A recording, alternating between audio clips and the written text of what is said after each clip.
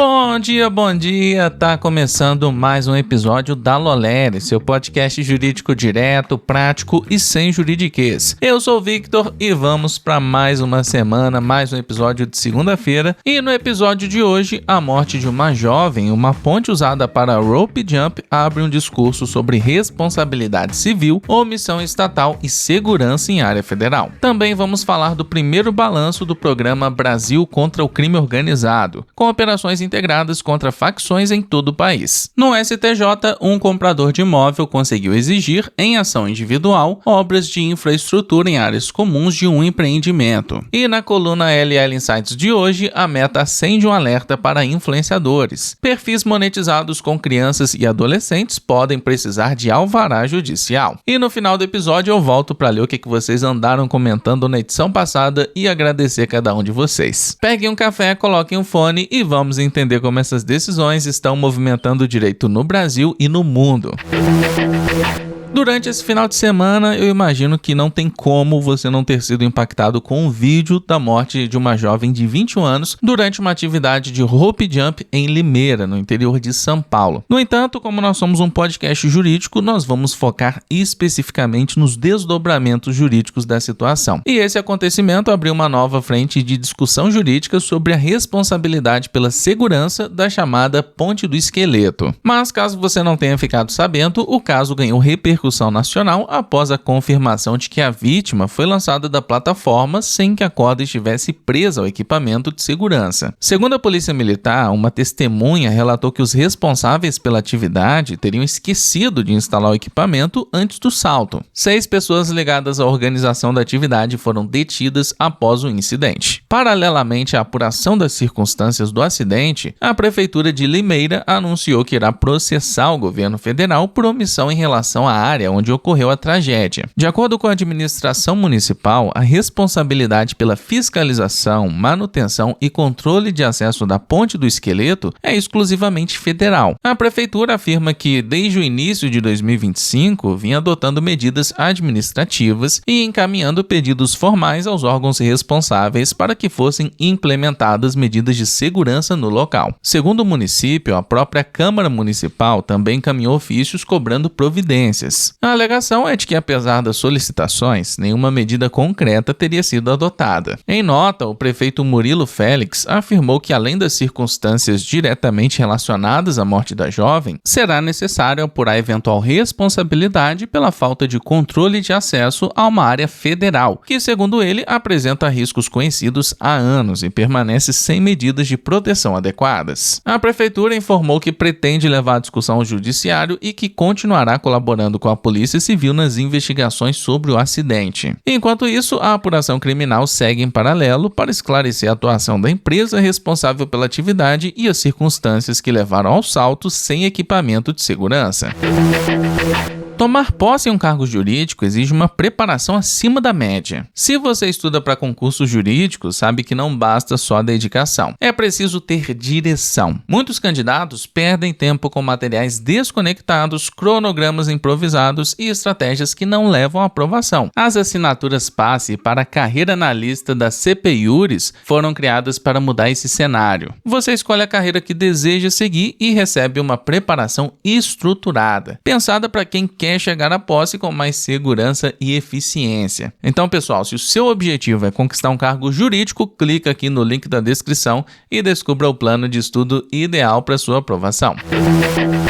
Em 30 dias, operações integradas realizadas por forças de segurança federais, estaduais e municipais causaram um prejuízo estimado de 1,6 bilhões de reais a organizações criminosas. Os dados fazem parte do primeiro balanço do programa Brasil contra o Crime Organizado, divulgado pelo Ministério da Justiça e Segurança Pública. O programa foi lançado no mês passado pelo presidente Luiz Inácio Lula da Silva e reúne ações estratégicas de enfrentamento a facções criminosas. criminosas. Nesse primeiro mês, as operações resultaram na prisão de 7.961 acusados, na apreensão de 82,5 toneladas de drogas e no bloqueio de 523 milhões de reais em bens ligados a investigados por participação no crime organizado. Ao todo, foram realizadas 11 operações estratégicas, com a atuação de 9.964 agentes de segurança. Para o ministro da Justiça e Segurança Pública, Wellington César Lima e Silva, o programa representa uma mudança de paradigma na política de segurança pública. A avaliação é que o foco não está apenas em operações policiais, mas em uma estratégia permanente para enfraquecer financeiramente as facções, combater o tráfico de armas e drogas, fortalecer investigações e recuperar territórios para o Estado e para a população. O programa Brasil contra o Crime Organizado prevê investimento de 11 bilhões de reais. Desse total, 1 bilhão vem do orçamento da União e 10 bilhões serão viabilizados por meio de empréstimo do BNDES aos estados.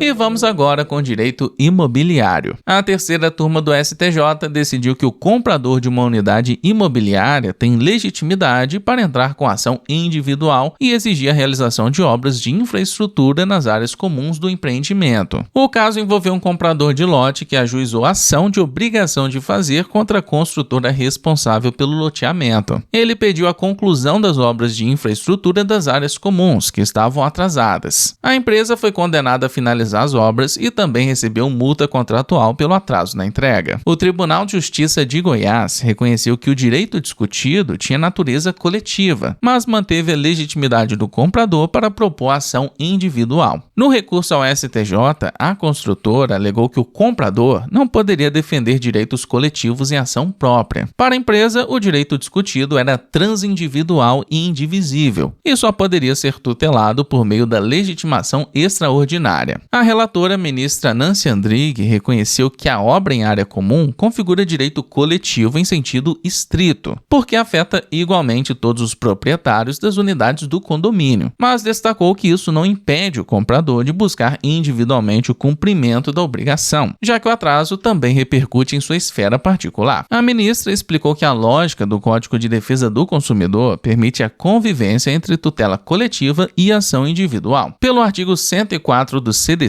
a existência de uma dimensão coletiva não retira do consumidor a possibilidade de ir à justiça quando há violação de seu próprio direito. Para a relatora, o inadimplemento da construtora representa vício de qualidade ou entrega incompleta do objetivo principal do contrato de compra e venda. Essa falha repercute diretamente no valor da unidade adquirida e no exercício do direito de propriedade do comprador. Nancy Andrighi também citou os artigos 30 e 35 do CDC, segundo os quais o fornecedor deve entregar aquilo que foi anunciado na propaganda do produto ou serviço. Em caso de recusa, o consumidor pode exigir o cumprimento da obrigação. No caso concreto, a legitimidade do comprador ficou ainda mais evidente, porque o próprio contrato de compra e venda previa a execução das obras de infraestrutura nas áreas comuns. Era uma obrigação assumida pela construtora e que não foi cumprida.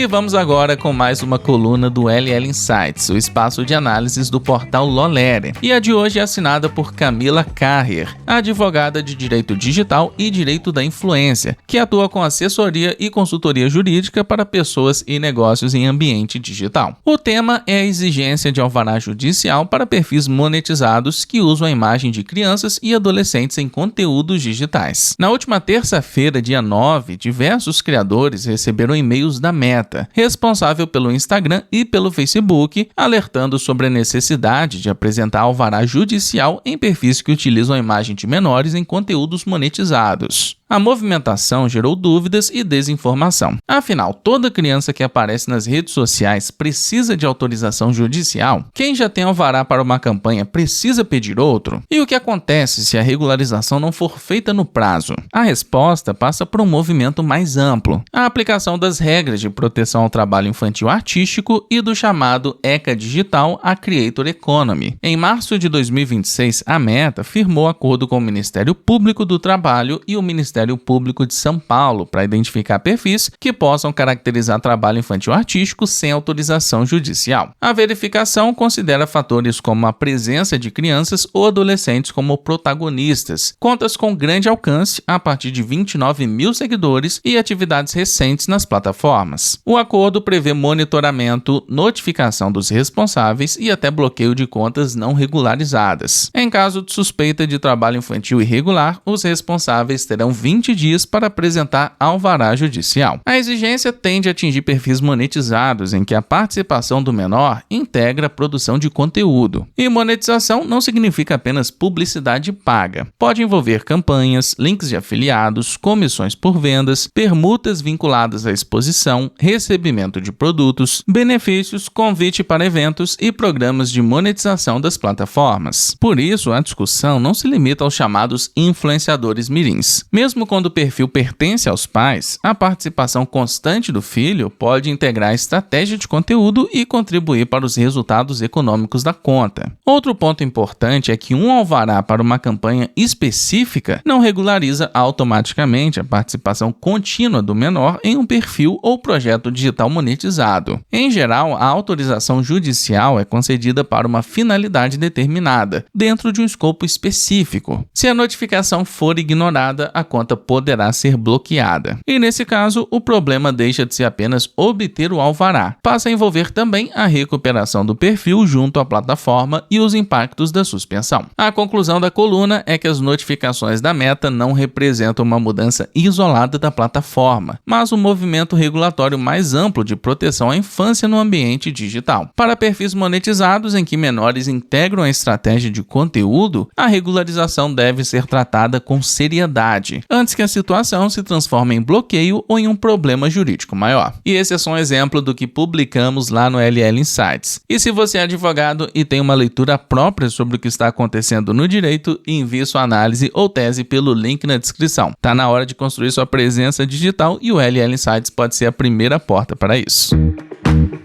Muito bem, chegamos ao fim de mais um episódio e eu vou ler os comentários que vocês deixaram na edição passada. A Bela falou o seguinte: a IA no mundo jurídico é extremamente importante, já que traz celeridade ao processo, porém não é fuga da análise crítica e avaliatória de um profissional do direito. Tudo que a IA faz dentro do escopo jurídico deve ser revisado e corrigido. IA é instrumento de trabalho, não trabalhador. Muito obrigado pela sua participação, Bela. Comentou aqui também a Paziane, que foi a sorteada do nosso sorteio da Editora Foco. Paziane, vamos entrar em contato lá no seu direct, fica de olho, hein? E o Diogo Lemos também desejou um ótimo final de semana, eu espero que você também tenha tido, Diogo. E o Thiago comentou: parabéns por este programa, muito obrigado, meu caro. Bom, esses foram todos os comentários e eu quero lembrar a vocês que, caso vocês não sejam inscritos, aproveitem para se inscrever na nossa newsletter jurídica, ela é gratuita e o link tá aqui na descrição. Todo dia vai chegar mais notícias que não foram abordadas aqui no podcast, direto no seu e-mail para você se manter ainda mais informado. Aproveita também para seguir o programa, caso você ainda não tenha seguido no seu agregador de podcast favorito, avaliar o programa com 5 estrelinhas também e compartilhar ele lá nos seus stories e marcar a gente no @lo.lere. Por hoje era isso, muito obrigado por ficar comigo até aqui e até amanhã.